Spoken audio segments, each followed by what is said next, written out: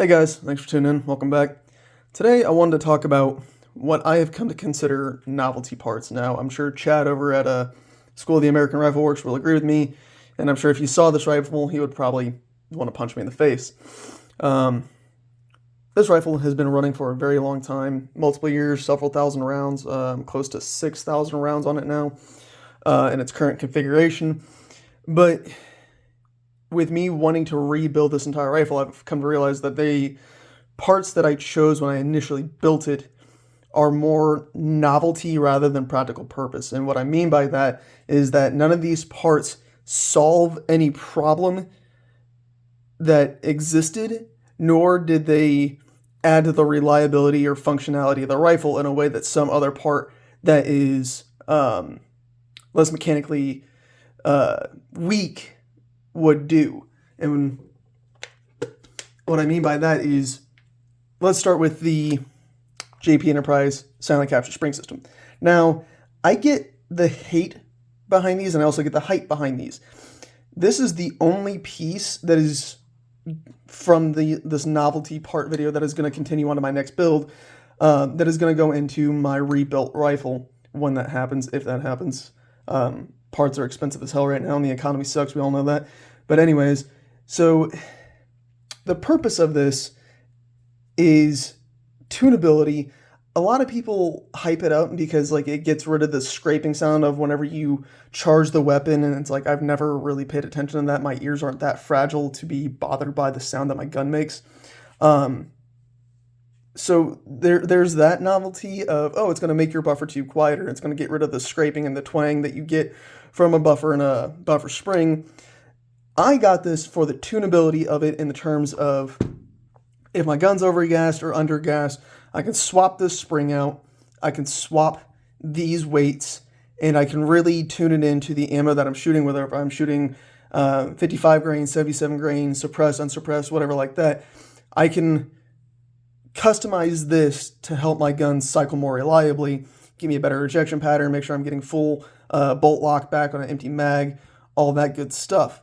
Now, that tunability is cool, but it wouldn't have to exist if I had just started with a properly gassed system, a properly gassed barrel with the right sized gas port, a good reliable gas block, gas tube, a efficient bolt carrier group. Now, the efficient bolt carrier group thing in the gas system, correction.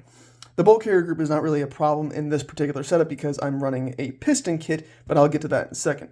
So this really doesn't fix any problems that I would have if I was running a properly tuned system. Now, I'm going back to direct impingement, and this might play a helpful role in that, but I probably could get the same effects with a good Sprinko spring or a Geisley system, and tune it like that. I could probably buy 5 Sprinko setups or Geisley setups for the cost of this thing. This thing is not cheap, and it does have a couple of structural shortcomings. And as you can see, as I push the weights down, you have this screw on top. Now, a screw is a pretty big structural failure point, especially in something that's getting constantly slammed into. If that screw breaks, I wouldn't be surprised. And that screw is what keeps this mass on the operating rod. So I'll probably buy a Sprinko and a Sprinko spring and a H2 buffer, and keep that as a backup. You should always have spare components. That's just common sense. But yeah, they overcomplicated the system. I like it. Like I said, this is the only part that's going to continue on, but I am going to buy a backup just because why not? And this thing doesn't really fix... I answered a problem to a question that I didn't have, if that makes sense. Okay, so moving on from that, we're going to talk about cassette style triggers. This specifically is a CMC. This one got sent back to the factory after 150 rounds because there was a gnarly burr on the disconnector that made it where I had to manually push the the trigger forward in order for it to reset. Now, why I don't like these is these are proprietary and they are not conducive to field repair. So they're held in with anti-rotation pins, which is also an issue. Actually, I'll start with this. So these anti-rotation pins are held in with screw heads, right? One of the screw heads is already starting to strip. Can't remember which one it is. I'm looking through my camera. But if that screw head strips, kind of fucked. That's going to be a pain in the dick to drill out that screw head and get it out of the lower receiver. Not only that, but you also have to worry about the screw heads walking off and falling. And then you have a non-retained pin. Because when these sit in the lower and in the trigger, they can float kind of freely if they're not retained by the screw heads.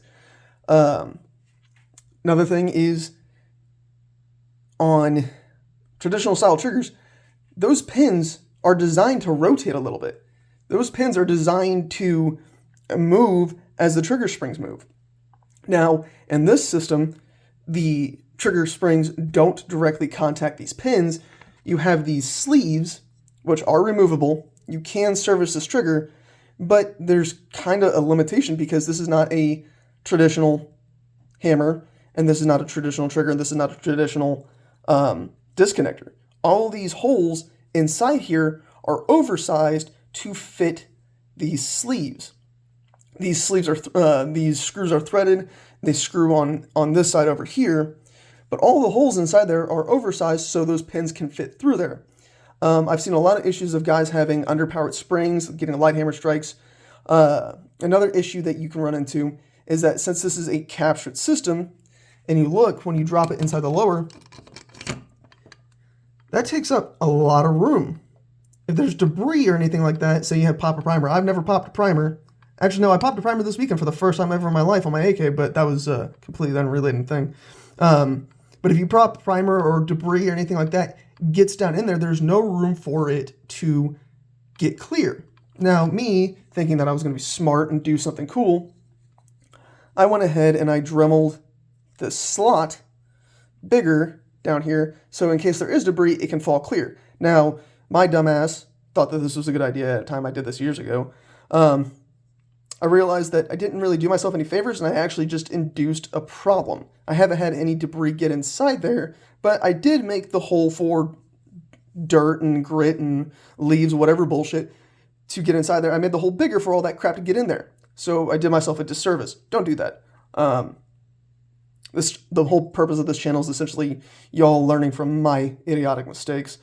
So this is a nice trigger in terms of it performs well as a trigger. Functionality and durability wise and servicing wise, it is not conducive. I can get the same performance out of this trigger as I can a Geisley, a LaRue, anything like that. And all of those things are a lot easier to service.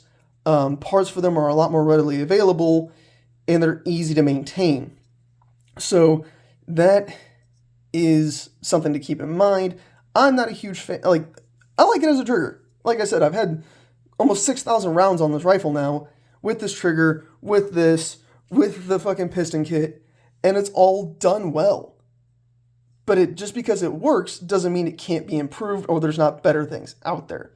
The Ford Pinto was a car. It functioned. Did it function well? No. Was it a piece of shit waiting to turn into a fireball? Yes. And I don't want to see people's guns turn into fireballs or go down whenever their lives depend on it. I don't want to see other people having potential issues that can be prevented. So that's the trigger. Let's move on to the piston kit. Now, for those of you who don't know, the piston kit, I'm going to swap lower for the upper. Sorry, my shop table is a mess. Now, as you can see up here, flip the upper over. This is my gas block. I'm knocking over everything. That is the gas block that the piston sits in. As you can see, the weapon is cleared and safe, so I know I just pointed the muzzle directly at the camera. But, so, for those of you who don't know, this sits inside that gas tube. This is your piston rod, which substitutes as a gas tube. Gas gets regulated through the gas block into these holes, down this tube, and into here, and the expanding pressure pushes the piston back, slapping into the modified gas key of the bolt carrier group, and it sits on the spring, so this spring pushes that back forward. That's what cycles the weapon. It does the same action as a direct impingement system. Now, two things, well, not two, a lot of things are different about this versus a direct impingement system. And before I get into that, I want to talk about why I don't like this particular kit. I think there are functional piston kits out there, but I'm going to not recommend piston kits in general unless it's a specifically built system like a HK416 or something along those lines, or an LWRC. I know LWRC makes good shit. One of the issues that I ran into with this particular system is you have these lugs. These lugs are what retain this gas regulator inside the gas block. Now, because this is spring-loaded, this is constantly smacking forward right here. This is smacking into this piston, like into this rod like that, and it has led to peening on these lugs. Now, if you are leaving it in one position and it's not an issue and you don't decide to change the position, that's not an issue. But after that peening occurs, this thing is damn near fucking impossible to rotate to change the gas setting inside that block. You can see it on the camera where I've had to sand away burrs and raised edges off of these lugs in order to keep it turning properly. Another thing I want to address was this. This is not part of the system. This initial hole is, but it has been modified. Before I really knew how tuning worked, I had this in the open position, the full open position, and it was overgassed. Rotated it to the 2 o'clock position like this, and it was undergassed. So what I did is I took a Dremel and I ovaled out this hole just a little bit, just so there was more opening in the suppressed setting in order to get it to function properly and cycle back consistently. And then my mad scientist dumbass went over here, drilled another hole that is the worst hole in the world. I wish I would have made it a lot smaller because it is the same as this hole used to be on the open setting, so I didn't really add any functionality. This is the off position. I have zero intent for an off position. I have zero use for that. So I'm like, okay, I can work with that and just experiment. But this thing was very overgassed in the full open position. And that's when I was running the heaviest spring and 3 tungsten weights on this thing. So like I couldn't go any heavier with this. And God, it was so overgassed. It was ridiculous. Anyways, moving on from that, let's talk about the bolt and bolt carrier group. Now, you have to provide your own bolt. This is just a standard AR, just regular bolt. There's nothing proprietary about the bolt itself, other than you remove the gas rings